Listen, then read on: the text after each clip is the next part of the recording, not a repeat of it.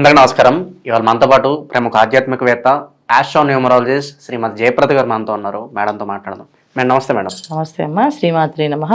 2025 నూతన ఆంగ్ల సంవత్సరం, కొత్త సంవత్సరం వస్తుందంటే అందరికీ మాకు ఎలా ఉంటుందో తెలుసుకోవాలనే ఒక కోరిక అయితే ఉంటుంది. మరి 2025 వర్ష ఫలాలు ద్వాదశ రాశుల వారికి ఎలా ఉండబోతున్నాయి మేడం? తప్పకుండా. ముందు మీకు చూస్తున్న ప్రేక్షకులందరికీ నూతన సంవత్సర శుభాకాంక్షలు. సో అందరికీ బాగుండాలి, బాగుంటుంది అనుకుంటూ ముందుకు వెళ్ళాలి తప్ప మనం ఎలా ఉంటుంది అంటే ఇందులో ఏది ఉన్నదో అదే చెప్పాలి, ఉన్నదే చెప్పాలి తప్ప లేనిది చెప్పలేం. No sugar coating, nothing. అంతే, ఉండకూడదు. ఎందుకంటే అది తెలిస్తే కదా. ఇప్పుడు మన జ్యోతిష్యం అనేది ఏంటి, ఒక వెలుగు అంటే ఏంటి, మనం వెళ్ళే గమ్యంలో ఏవేవి ఉన్నాయి అనేది చెప్తూ జాగ్రత్తగా వెళ్ళాలంటే, ఒక హైవే మీద మనం డ్రైవ్ చేస్తూ ఉంటే కార్ని, సో అక్కడ మలుపు వస్తుంది, జాగ్రత్తగా ఉండండి, ఇక్కడ హార్న్ ఇవ్వండి అని చెప్తూ ఆ సిగ్నల్స్ మనకు పెడుతుంటారు వాళ్ళు. సో ఎందుకు అంటే డ్రైవ్ చేసే వాళ్ళు సేఫ్గా రీచ్ అవ్వడానికి, ఆ గమ్యం వెళ్ళడానికి మనకు పెట్టే హెడ్లైన్స్ లాగా వాళ్ళు హెడ్స్ మనకు పెడుతుంటారు. అలాగా జ్యోతిష్యం కూడా ఏంటంటే సైన్స్ అనేది ఏంటంటే ఇది ఏ పని ఎలా చేయాలి, ఎప్పుడు చేయాలి అనేది ఇంపార్టెంట్ అనమాట. సో ఈ సంవత్సరంలో తెలుసుకోవాలనుకునే అందరూ ఏంటంటే సంవత్సర వర్ష ఫలితాలు అన్నది ఏంటంటే ఉగాది నుంచి తెలుసుకునేవాళ్ళం. సో ఉగాది నుంచి ఎందుకు తెలుసుకున్నాం అంటే చెప్పే పంచాంగ శ్రవణం ఎవరైతే చెప్తున్నారో వాళ్ళు ఒక దేవాలయంలో కూర్చొని ఒక మంత్రశక్తితో జపము చేసుకొని వాళ్ళ ఆ నోటితో చెప్తూ ఉంటే ఎవరికైనా ఫలితాలు మంచిగా వచ్చేస్తుండేవి. సో ఇవాళ మనం ఛానల్స్లో చెప్పుకుంటున్నాం కనుక, సో అది ఆంగ్ల సంవత్సరంతో చెప్పుకుంటాం, వాళ్ళు ఉగాదికి మన ఫలితాలు చెప్పుకుంటాం. కానీ ఇక్కడ ఏంటి, జనవరి రాగానే అందరికి ఆలోచన వచ్చేస్తుంది, ఖచ్చితంగా ఆ ఫలితాలు ఎలా ఉంటాయో తెలుసుకుందాం అనుకుంటారు. ఎప్పుడైతే ఈ ఫలితాలు తెలుసుకుందాం అనుకుంటున్నారో వీళ్ళందరికీ ఏంటంటే కొన్ని విషయాల్లో బాగుంటుంది, కొన్ని రాసుల వాళ్ళకి, కొన్ని రాసులకి కొన్ని ఇబ్బందులు ఉన్నాయి. అయితే ఈ ఇబ్బందులు ఉన్న వాళ్ళు జాగ్రత్త పడ్డము, పరిహారం చేసుకోవడం, బాగున్న వాళ్ళు బాగుంది కానీ దూసుకుని వెళ్లకుండా జాగ్రత్తగా వెళ్ళడం, ఇవి చేసుకుంటూ వెళ్తే అన్ని అనుకూలంగా ఉంటుంది. అయితే ఏ రాశుల వాళ్ళకి బాగుంది, ఏ రాశుల వాళ్ళు బాగాలేదని మనం చెప్పుకుందాం. మేడం 2025లో కుంభరాశి వారికి ఎలాంటి ఫలితాలు ఉండబోతున్నాయి? గ్రహస్థితి ఎలా ఉంది? ఎలాంటి రెమెడీస్ చేసుకుంటే బాగుంటుంది అంటారు? తప్పకుండా 2025 కుంభరాశి వాళ్ళకి ఎలాంటి ఫలితాలు ఉంటాయని అడగట్లేదు. ఎందుకంటే ఈ కుంభరాశిలోనే శని భగవానుడు, తర్వాత రాహు వస్తున్నాడు. అంటే జనవరి నుంచి మార్చి వరకు శని భగవాన్ యొక్క ప్రభావం ఉంటే మే నుంచి రాహు ప్రభావం ఉంటుంది. అది ఎప్పుడైతే మార్చి నుంచి శని భగవానుడు ప్లస్ రాహు ఇద్దరు కలిసి ఒక నెల రోజులు కుంభరాశిలో ఉంటున్నారు.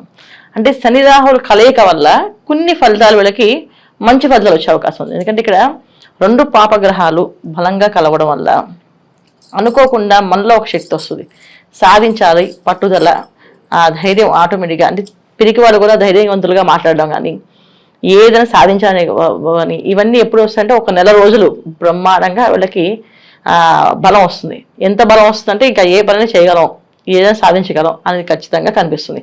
అదొక్క యోగంగా ఉంది. తర్వాత మళ్ళీ మే తర్వాత గురు బలం రావడం వల్ల కాస్తంత అనుకూలంగా మారుతుంది. అయితే ఏంటంటే ఎంత బాగున్నప్పటికీ కొన్న మిశ్రమ ఫలితాలే ఉన్నాయి ఈ సంవత్సరం. అంత యోగ్యమైన ఫలితాలని బ్రహ్మాండంగా ఉందని కాదు, కాకపోతే కాస్త గురువు యొక్క అనుగ్రహం ఉంది కనుక, గురుబలం ఉంది కనుక కాస్తంత మంచి ఫలితాలు. ఎప్పుడు కూడా పాపగ్రహాలు అయితే పాప ఫలితాలు ఇస్తే శుభగ్రహాలు శుభ ఫలితాలు ఇస్తాయని చెప్పి, సో పంచమ స్థానంలో గురువు రావడం వల్ల వీళ్ళకి కాస్తంత అనుకూలంగా సంతాన విషయం కానీ, సౌభాగ్య విషయంలో కానీ, అంటే వివాహ ప్రయత్నాలు చేసే వాళ్ళకి వివాహ విషయంలో కానీ, ఉద్యోగ ప్రయత్నాలు చేసే వాళ్ళకి కానీ, తర్వాత చాలా మంది ఇంట్లో వాళ్ళకి చెప్పి పెళ్లి చేసుకోవాలనుకునే ప్రేమ వివాహాలు ఏవైతే ఉన్నాయో అవన్నీ కొన అనుకూలంగా జరిగే అవకాశం వీళ్ళకి కనిపిస్తుంది. అయితే ఇవన్నీ బాగున్నాయి, కానీ వ్యాపార విషయంలో మాత్రం కాస్తంత ఆలోచించి మొదలు పెట్టాలి. కొత్త వ్యాపారం ప్రారంభం చేయడానికైనా, కొత్త వ్యాపారాలు చేయాలనుకునే వాళ్ళు కూడా కాస్త ఆలోచించి చేయాలి. మిగతా విషయాల్లో అంత అనుకూలంగా కనిపించట్లేదు. ఎందుకంటే వ్యాపారం నడుస్తున్న వాళ్ళకన్నా కాస్తంత ఇబ్బందులని. పంచమ స్థానంలో గురువు మంచి ఫలితాలు ఇచ్చినప్పటికీ ఎలాంటి మంచి ఫలితాలు అంటే జరుగుతూ ఉంటుంది అంతే. అంతగా బాగాలేదని చెప్పడానికి లేదు, అలా బాగుందని చెప్పడానికి లేదు, నడుస్తూ ఉంటుంది. ఆ టైంకి ఏవో డబ్బులు వస్తూ ఉంటాయి. సో కుంభరాశి వాళ్ళు చేసుకోవాల్సిన మెయిన్ ఏంటంటే ఖచ్చితంగా బాగుండాలి అనుకుంటే వీళ్ళు ఈ సంవత్సరం అంతా కొంచెం కష్టమే, చాలా కష్టమే, కానీ కొంచెం కష్టపడితే అవుతుంది. అవసరం చోటు తప్ప అబద్ధం ఆడుకొని ఉండాలి. ఎందుకంటే ఈ రాశి శని భగవాన్ ఎప్పుడు కూడా కర్మకారకుడైనా, అంటే మనం ఏదైతే చేస్తామో, ఏ పని చేస్తామో ఆ పనికి 10 కలుపుతాడైనా. మంచి చేస్తే మంచి 10 పడుతుంది. మనం ఎవరికైనా అన్నం పెట్టాము, సో మనకి 10 రోజులు అన్నం తినడానికి అవకాశం ఇస్తాడు ఆయన. అంటే ఆయన లెక్కల మనం ఎవరికైనా ఒక దెబ్బ వేసాం, మనకు 10 దెబ్బలు పడతాయి. ఆ దెబ్బ ఎందుకు వేసాము అనేది కారణం ఏదైనా ఉండొచ్చు.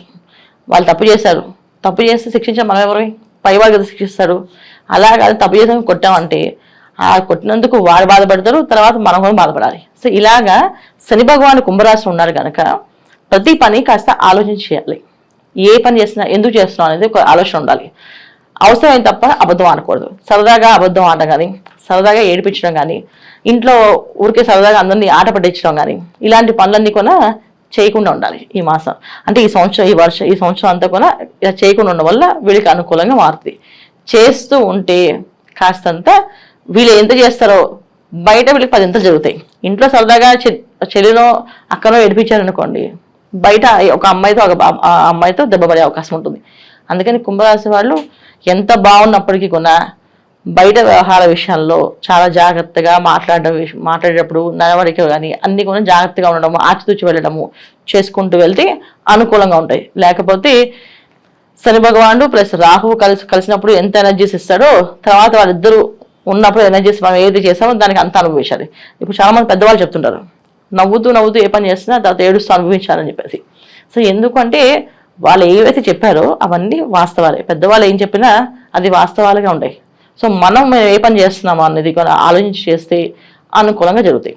సో వివాహ విషయంలో ప్రయత్నాలు ఏవైతే చేస్తున్నారో వాళ్ళు కాస్త ఆలోచించి వ్యవహారం చేసుకుంటే ఆ వివాహం అనేది నిలబడడం బాగుండడం అవుతుంది. లేకపోతే మోసగింపబడ్డము, మోసపోవడము ఇలాంటివి జరిగే అవకాశం ఎక్కువగా ఉంది. కనుక ప్రతి విషయము అంటే మెయిన్ విషయాలు ఏమేమి ఉన్నాయి మన జీవితంలో, ఒకటి ఇల్లు కట్టుకోవడం, ఇంకోటి వివాహం చేసుకొని ఇంటికి కన్యని కానీ అబ్బాయిని కానీ తెచ్చుకోవడం, లేదా మనం ఏదైనా మంచి ఉద్యోగాల్లో ఈ ఉద్యోగం మానేసి కొత్త ఉద్యోగం వెళ్ళడం, లేదా ఈ వ్యాపారం కాకుండా కొత్త వ్యాపారం ప్రారంభం చేయడం, లేదా ఈ వ్యాపారాన్ని ఎక్స్పాండ్ చేయడం. ఇవి కదా పెద్ద ముఖ్యమైన విషయాలు. ఈ ముఖ్యమైన విషయాలు మాత్రం ఖచ్చితంగా ఏదైనా దేవాలయంలో కూర్చొని ఆ రోజంతా భజన దర్శనం చేసుకొని ఆ స్వామివారి సన్నిధానంలోనే అనుకొని చేద్దాము అని ఆలోచిస్తే, ఆలోచన కూడా వీళ్ళు కరెక్ట్గా అనిపిస్తే అప్పుడు చేసుకుని వెళ్ళాలి. ఇలా వీళ్ళు ప్రతి పని భగవంతుడితో ముడిపడి అంటే భగవంతుడితో కలుపుకొని, సో మాతో పాటు దేవుడు కూడా ఉన్నాడు, సో దేవుడు అనుగ్రహం కూడా ఉండాలి మాకు, దేవుడు ఏం చెప్తే చేస్తాం అని అనుకుంటూ వెళ్తే ముందుకి ఖచ్చితంగా మంచి ఫలితాలు వస్తాయి. లేకపోతే కాస్త ఇబ్బంది పడే ఫలితాలు ఉన్నాయి. గురుబలం ఉన్నప్పటికీ కూడా కాస్త ఇబ్బంది పడే అవకాశం ఉంది. మనం సంవత్సరం అంతా చేసుకోవడానికి వీలుగా కుంభరాశి వారికి ఏదన్నా రెమెడీస్ ఉంటే తెలియజేయండి.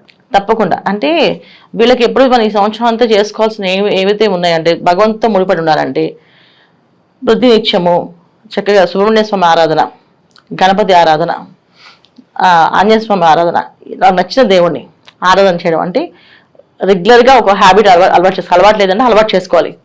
మంగళవారం పూట ఆంజనేయ స్వామి గుడికి వెళ్ళడము, శనివారం పూట వెంకటేశ్వర గుడికి వెళ్ళడము, అండ్ సోమవారం పూట శివాలయానికి వెళ్ళడము, ఇలాగ ఏదో ఒక క్షేత్రానికి ఏదో ఒక గుడికి ఇలా వాళ్ళు నచ్చిన దేవుడు మనసుకు నచ్చిన వాళ్ళని వెళ్ళడము.